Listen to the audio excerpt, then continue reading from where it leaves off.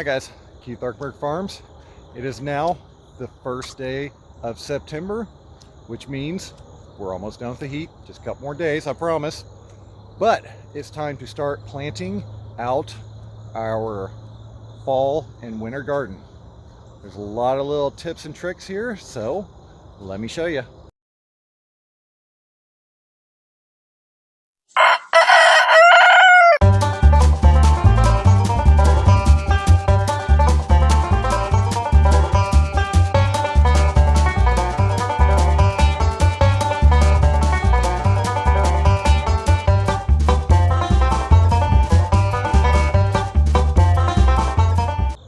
But first, head over to ArkenbergFarms.com, scroll down to the bottom, digital tools and training, bunch of cool stuff there. We also have our side openers for sale, these nice Eat Leaf shirts that we wear on the farm, and a bunch of other cool stuff.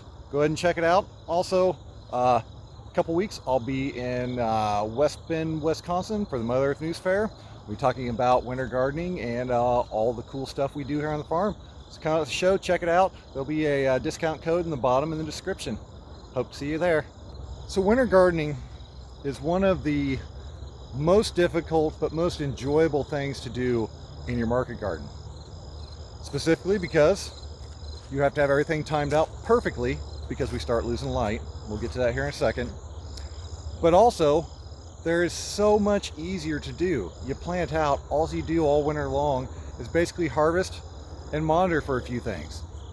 No pest, except for a few aphids, and almost zero weeds. So it makes it a very, very relaxing time to grow on the farm. Now, like I mentioned, there's two very important dates you really have to consider. One is your Persephone date. This is the day of the year when your daylight decreases to 10 hours per day. This is a time period where things pretty much slow down and almost stop growing. It will just kind of sit dormant for the rest of the season. So you have to have things grown by that point. The second is your frost date. You have to know this because we get a hard freeze usually around our frost. So we have to have the ability to start covering stuff. We've got greenhouses we move into. We can also use poly low tunnels. We can also just use like the hoops I have right here. Can't really see them, but over here. And we cover them with row cover. Works great, keeps off of frost, but a lot of the stuff we'll be growing is pretty frost tolerant to begin with. As I mentioned, the first date is your Persephone date. This is extremely important to know because, as I said, this is a time when things stop growing. Ours is about mid-November, so we are 2.5 months from that time period right now. That is the first key to when we start planning to plant in our market garden. The second one is our first frost date. The first frost date is actually about mid-October here, so it's a month before our Persephone date. So those will be the key dates that we use when we start planting. From here, we start and break our planting down into 3 different cycles of planting. So here's the way I like to think about it. I like to think about it as 3 plantings. An early, which we start our starts 1st of August, which is a little late for that now, but you can always pick them up at your local nursery. Second would be transplanting out, which would be this date today, September 1st. The mid is also about a mid-month to now September-ish, and that's when we get a lot of direct seeded stuff in the ground. I've actually started to move more towards the early side than the later side, so this is when I'm doing a lot of my direct seeding for my fall crops. And then our late, which is mid-October, which is the date that I have found that works very well for any of our overwinter stuff. So the early crops, this includes your kales, your broccolis, basically a lot of your brassicas, your cabbages, and your first round of lettuce. Now, it is very, very important to get these up and going. We're starting these August 1st, which outside, that's impossible. So this is where it really comes down to having things transplanted in trays, and by September 1st, they're ready to go in the field. The second part is our early direct seedings. So these are your carrots, your bunching onions, your Swiss chard, turnips, storage radishes. You can start really cranking your arugula again, and also the time to start your second batch of lettuce transplants. These are going to go out for your last planting, and it's very, very important to have them planted by this time so they size up in time.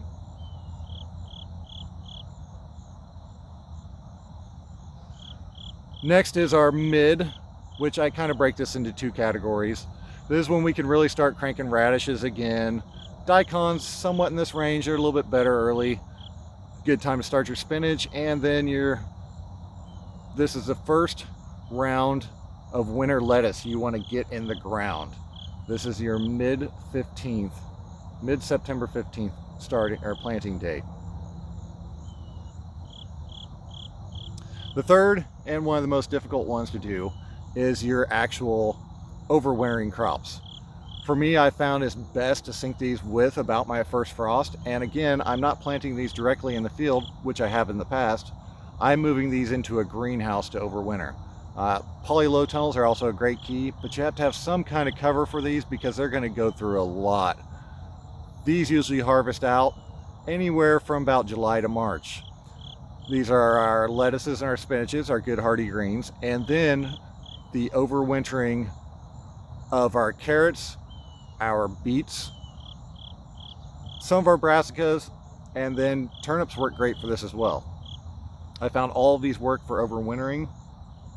And then come about March or February, they really start sizing up to where you actually get a nice, really early crop that you can store out and start selling at your first farmers markets.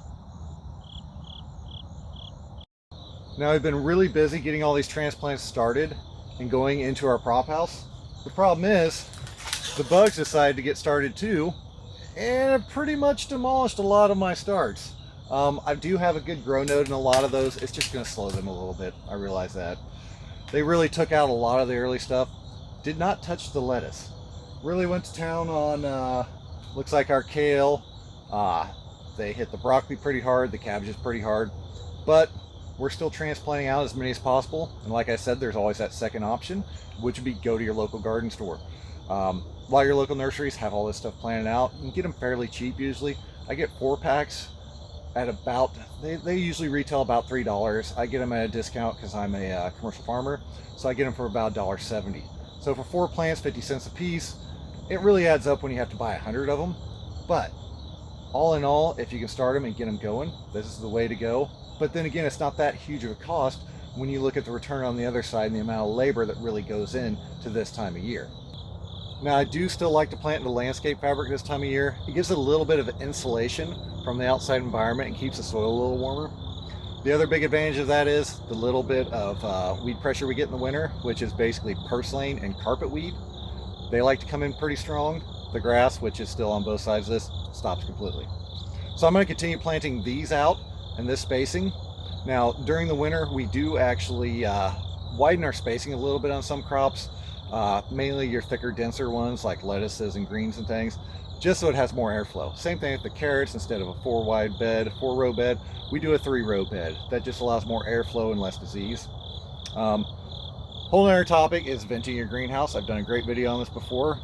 Last winter I did it, talking about how much actual moisture you remove from the air by venting your greenhouse. Very, very key in the process. The next major part of this is proper planning. And planning not only where your crops were to where they're going to go now, but also what's going to happen next season. I have to be very, very careful about this because I only have 3 greenhouses to use, and I do a rotation of cucumbers, tomatoes, and then a greens house. So next year the tomatoes are coming in here. So all of my stuff that's going to harvest out early is where my tomatoes are. So this will all be gone by next April before I start planting any of my tomato plants in here. Do the same thing, which not as big a deal because this will be the greens house. Got a nice shot of sun there. So these are going to be in here for a longer period of time. I'm going to plant all my lettuce in here so I don't have to worry about it. This will go winter lettuce. I'll finish harvesting in about April or May off my winter lettuce, and then I'll just plant more lettuce in here. The final part is where the tomatoes came from.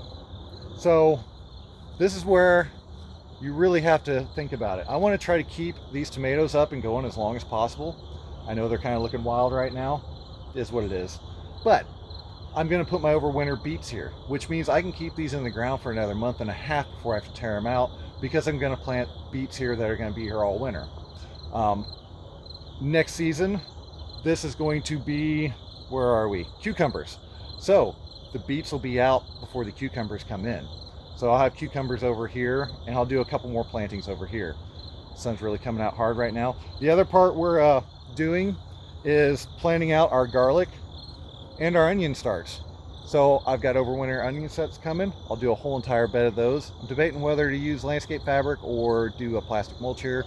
And garlic. We'll do garlic on the other side all the way down, because I found this much garlic is all the more we need on our farm.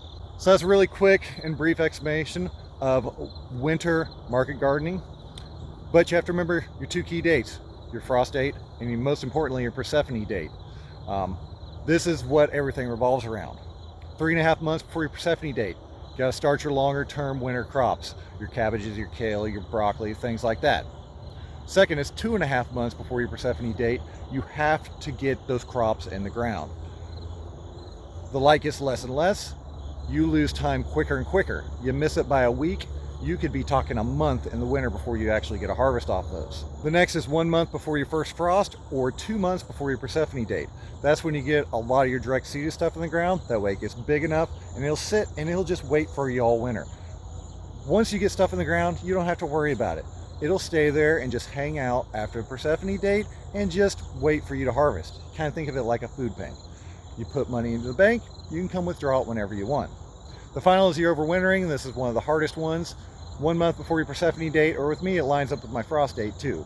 So that's a couple of really good things to think about when you're planning out your winter market garden and planting for winter. And hopefully you have a successful winter and a nice cool temperatures to work in, and the heat is done. So as always, hope you all like what you saw today. If you did, don't forget to like and subscribe. Thank y'all. Have a good day.